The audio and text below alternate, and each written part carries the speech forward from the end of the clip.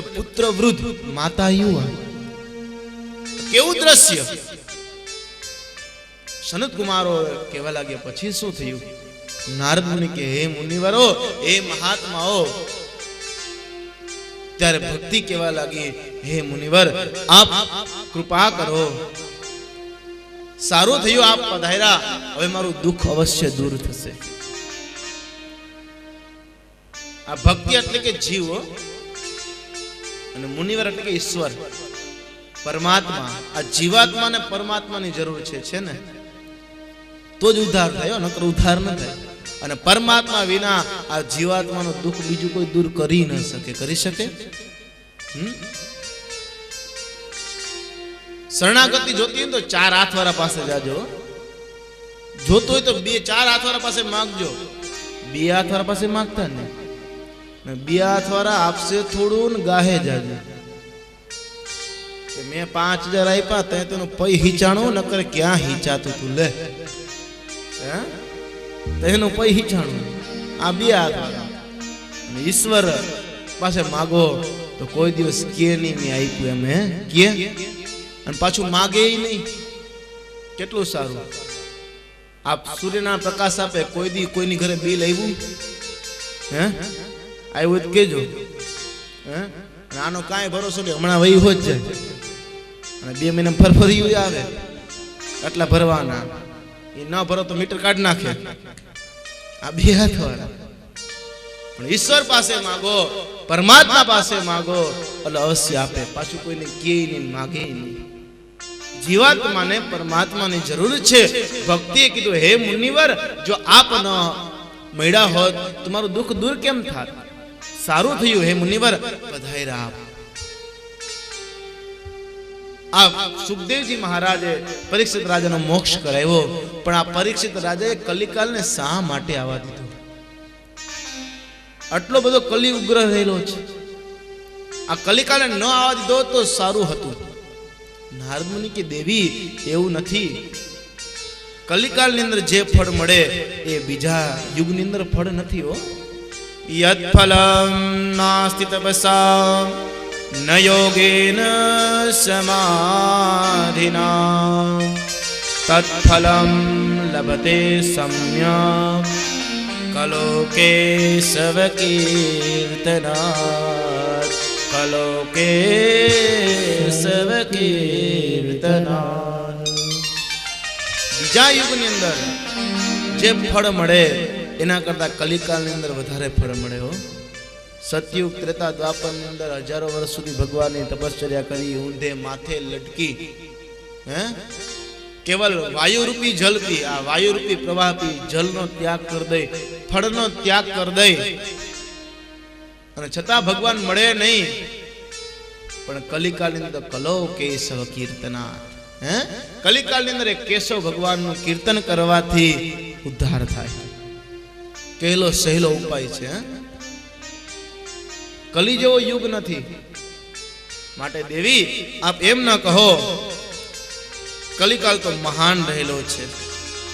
અને દેવી એમાં પણ તમે તો ભક્તિ રહેલા છો. તમે કેવા મહાન છો! હે ભક્તિ, તમે તો સાક્ષાત ભગવાનના હૃદયમાં વાસ કરો છો, વૈકુંઠમાં બિરાજમાન છો. અહીંયા તો તમારું કેવલ છાયા સ્વરૂપ છે. કેવું? છાયા સ્વરૂપ. ભક્તિ, તમે તો વૈકુંઠમાં બિરાજમાન છો, અને મુક્તિ પણ તમારી દાસી છે. કોણ કે છે? નારદ મુનિ. ભક્તિ, મુક્તિ પણ તમારી દાસી છે. તો આપ માટે શા માટે ચિંતિત થાવ છો?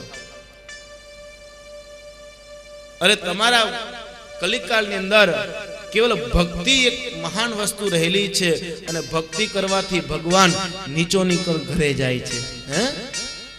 સાવ નીચ જાતિ હોય એની અંદર પણ ભગવાન જાય છે. જાય ને? વિદુરસ્ય જાતિ, વિદુરની ઘરે વિદુરની જાતિ જોવો છે કઈ? સબરીબાઈની જાતિ જોવો, ભીલ, તો પણ ત્યાં ભગવાન ગયા. વિદુરની ઘરે પણ ભગવાન ગયા ને? ભગવાને કઈ મતભેદ રાખ્યો? સારી ઊંચી જાતિ હોય એમાં જ હું જાઉં એવું છે? નહીં. ભક્તિ તમારા બોલાવા પ્રમાણે ભક્તિથી બોલાવી શકી, બોલાવી શકે ને? અને ભક્તિ બોલાવે એટલે ભગવાન ગેહે ગેહે, જને જને. ભક્તિ આપ બોલાવાથી ભગવાન જાય છે. ત્યારે ભક્તિ બે હાથ જોડી નારદ મુનિ નમસ્કારે. હે નારદ મુનિ, સકલ કુશલ પાત્રમ બ્રહ્મપુત્ર નતાસ્મિ. હે નારદ મુનિ, આપના જ્ઞાનથી, આપના કેવલ થોડા પ્રવચનથી મારા મનની જે ચિંતા હતી આ દૂર થઈ ગઈ.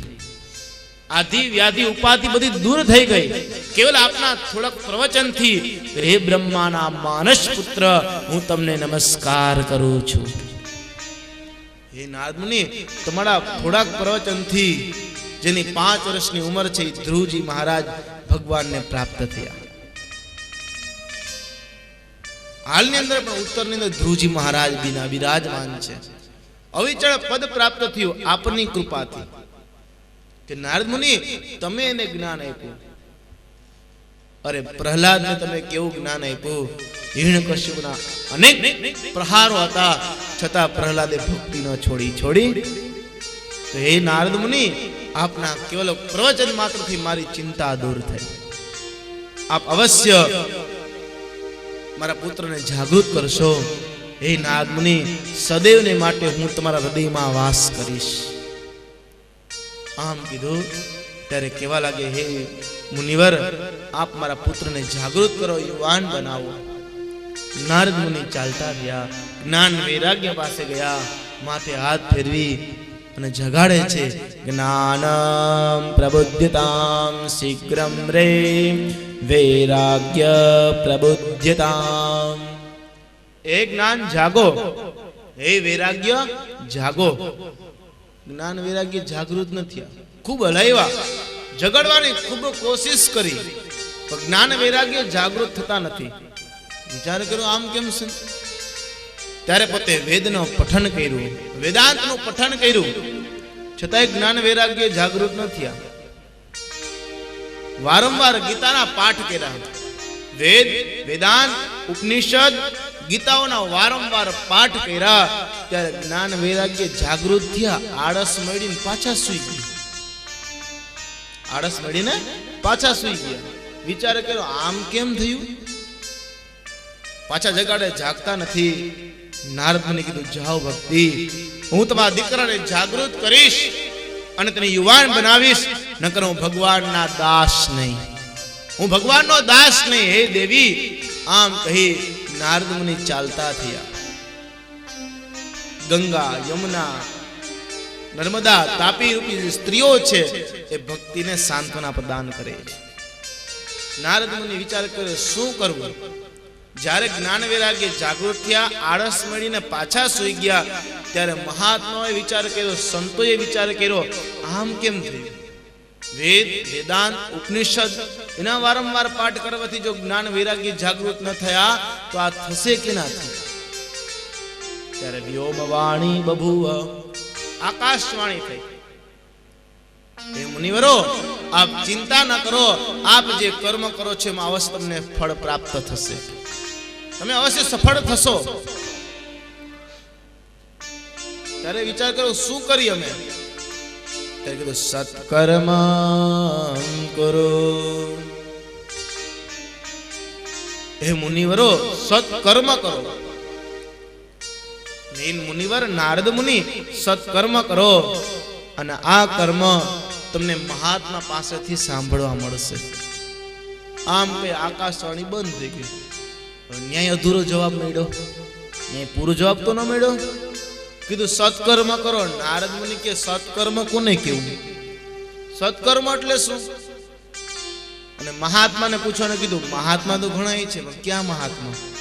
હે, મહાત્મા ઘણા છે, ક્યાં મહાત્મા? એકનું નામ દઈ દીધું હોત તો ત્યાં જઈને કે ભાઈ આનો જવાબ દો, સત્કર્મ એટલે શું? મહાત્માનું નામ એ ન દીધું, હવે શું કરવું? પોતે ચાલ્યા જાય છે. અનેક મહાત્માઓ, અનેક સંતો, અનેક સાધુઓ, અનેક બ્રાહ્મણો સમા મળે. નારદ મુનિ તેને પૂછે સત્કર્મ એટલે શું? કોઈ કે તપ કરો, કોઈ કે જપ કરો, કોઈ કે ભગવાનનું નામ લ્યો. ઘણા તો જ્યાં નારદ મુનિના શબ્દ સાંભળે ત્યાંથી ચાલ્યા જાય, ભાગી જાય. ત્યાં નારદ મુનિને જોવે ત્યાંથી મંડે ભાગવા. કે આ સત્કર્મ ઈ શું? જો ભગવાનના પરમ ભક્ત નારદ મુનિને ખબર ન હોય તો અમને કેમ ખબર હોય? સામાન્ય માણસને શું ખબર હોય? વિચાર કરો, આ સત્કર્મ એટલે શું? કોઈ તો વળી ઊંધો જવાબ આપે, કોઈ વળી એમ કે મારે પાઠ હાલે છે, મારે તપ ચાલે છે, મેં મૌન વ્રત ધારણ કરેલું છે, આમ કે લખીને આપે, કઈ જવાબ મળતો નથી. નારદ મુનિ વિચાર કર્યો, સત્કર્મ એટલે શું?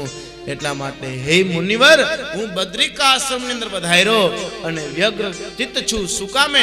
આ સત્કર્મ એટલે શું? આનું શું કહું? આપ દયા કરો કુમારો. ત્યારે સનત કુમારો કહેવા લાગ્યા, હે મુનિવર, સત્કર્મનો અર્થ વિદ્વાનોએ જ્ઞાન યજ્ઞ કીધો છે. શું કીધું છે? જ્ઞાન યજ્ઞ. અને આ જ્ઞાન યજ્ઞ એ શ્રીમદ ભાગવતની કથા રહેલી છે. શ્રીમદ ભાગવતની કથા એ જ્ઞાન યજ્ઞ રહેલો છે. આ જ્ઞાન યજ્ઞ કરવાથી અવશ્ય જ્ઞાન ને વૈરાગ્ય જાગૃત થશે અને યુવાન પણ બનશે. આ પ્રમાણે કીધું. ત્યારે નારદ મુનિ કહેવા લાગ્યા, હે મુનિવરો, આ શ્રીમદ ભાગવત છે એ સારભૂત છે. ગણ આ ગ્રંથ કયો છે? સારભૂત. તેની કથા આપણે કાલે કહેશું કે મુનિએ 6 પ્રશ્ન પૂછ્યો. પેલો પ્રશ્ન પૂછ્યો કે બધાય શાસ્ત્રનો સાર શું? તો આ શ્રીમદ ભાગવત છે બધા શાસ્ત્રનો સાર છે. અને જો બધા શાસ્ત્રનો, ગીતાનો, ઉપનિષદોનો, પુરાણોનો, વેદાંતનો આ જો સાર હોય તો મેં તો વેદાંતના પાઠ કર્યા. કોણ કે છે? નારદ મુનિ. વેદાંતના પાઠ કર્યા ને એનાથી ઉદ્ધાર ન થયો તો શ્રીમદ ભાગવત થી ઉદ્ધાર થશે? એમાંથી આ જાગૃત થશે કઈ? ત્યારે સનત કુમારો કહેવા લાગ્યા, હે મુનિવર, આપણે એમ કહીએ કે આ કેરી ખૂબ મીઠી છે. કેરી ખૂબ મીઠી છે, પણ જો કેરી ખૂબ મીઠી હોય તો એ વૃક્ષ કેટલું મીઠું હશે? તો કોઈ એના છાલ લઈને ચાવવા ગયું ખરા? હે? આંબાની ડાળ હોય, આંબાના પાન ખાય તો કેરીનો સ્વાદ આવે ખરા? નહીં. પણ આંબાને અંદર પાણી પાઈ આંબો મોટો થાય. આના આખા આંબાનો જે સારભૂત રસ છે એક ફળ દ્વારા બહાર નીકળે અને એ ફળ ગ્રહણ કરવાથી કેરી મીઠી લાગે. ત્યારે રસની ખબર પડે કે આ કેવી મીઠી છે. એમાં શ્રીમદ ભાગવત રહેલું છે આ રસમય ભરપૂર છે. હમણાં આપણે કીધું કે નિગમ કલ્પ તરોર ફલગમ ગલમ, આ સુંદર મજાનું ફળ છે. અને આની અંદર સુખ એટલે કે સુખદેવજી મહારાજે પોપટે ચાંચ મારી છે. અને આમાંથી ધર્મ, અર્થ, કામ અને મોક્ષ રૂપી રસ આ 7 દિવસ અહીંયા વહેવાનો છે. માટે જેટલો પીવાય એટલો પી લેજો અને જેટલો ઘરે લઈ જાવ એટલો લઈ લેજો. પછી આ ભાગ્ય વિના નર પાવત નહીં હો. પછી ભાગમાં કેદી મળે. માટે આ ભાગવત રૂપી કથા રૂપી જે રસ છે આને અવશ્ય ગ્રહણ કરજો. મુનિવર, નારદ મુનિ, આ રસ પીવાથી જ્ઞાન પ્રાપ્ત થાય. ત્યારે જ્ઞાન થાય કે આ કેરી ખૂબ કેવી સુંદર છે. જેમ દૂધની અંદર બધું છે ને, દૂધની અંદર જો દહીં છે, છાસ છે, ઘી છે ને બધું. પણ આપણે દૂધ પીવાથી ઘીનો સ્વાદ આવે? દૂધ પીવાથી છાસનો સ્વાદ આવે નહીં. એમાં મેરવણ નાખવું પડે, એ જામી જાય, દહીં થઈ જાય એટલે દહીંનો સ્વાદ આવે. પાછા એને આપણે વલોવી, હે, એટલે એમાંથી માખણ અલગ થાય, છાસ અલગ થાય. અને એ માખણ ગરમ કરો, એમાંથી કીટું અલગ થાય ને ઘી પ્રાપ્ત થાય. હે, એમાં ભાગવતની કથા, બીજા પુરાણો, વેદાંતો છે એ સાંભળવાથી કઈ રસ ન પ્રાપ્ત થાય, એ ખ્યાલ ન આવે. એ મુનિવર, તમે કહો છો વાત સાચી છે કે વેદાંતના પાઠ કર્યા પણ જ્ઞાન વૈરાગ્ય જાગૃત ન થયા, તો આ ભાગવતજીની કથા સાંભળવાથી કેમ પ્રાપ્ત થાય, કેમ જાગૃત થાય? પણ મુનિવર, આ આખું બધા શાસ્ત્રોનો સાર એ શ્રીમદ ભાગવત છે. ત્યારે કેવા લાગે મુનિવર કે હે મહામુનિવર, હે મહાત્માઓ, આપ મને આ ભાગવતજીની કથા કહો. ત્યારે કીધું કથા ક્યાં કેવી? ત્યારે કીધું હરિદ્વારની નજીક ગંગા નામનો તટ રહેલો છે, આનંદ નામનો તટ રહેલો છે, સુંદર મજાનો તટ રહેલો છે. હે મુનિવર, ત્યાં શ્રીમદ ભાગવતજીની કથા કહી. આ પ્રમાણે કઈ નારદ મુનિ પોતે ત્યાં પધાર્યા, ગંગાજીના કિનારે પધાર્યા છે. ત્યારે સુંદર મજાનું આસન તૈયાર કર્યું અને ચારે કુમારો પધાર્યા, ચારે સનત કુમારો પધાર્યા અને શ્રીમદ ભાગવતજીની કથા કહે છે. ત્યાં તો એ સૌનકાદિ ઋષિ મુનિઓ બધા સપ્ત ઋષિઓ પધાર્યા. પરશુરામ, ચ્યવન મુનિ, ભૃગુ, વશિષ્ઠ, જાંબાગલી, વિશ્વામિત્ર, આ બધા સપ્ત ઋષિઓ પધાર્યા. ગંધર્વો, યક્ષરો પધાર્યા, બ્રાહ્મણો, સંતો, ભક્તો, મહાત્માઓ પધાર્યા છે. ખૂબ ભીડ જામવા લાગી, ખૂબ ભીડ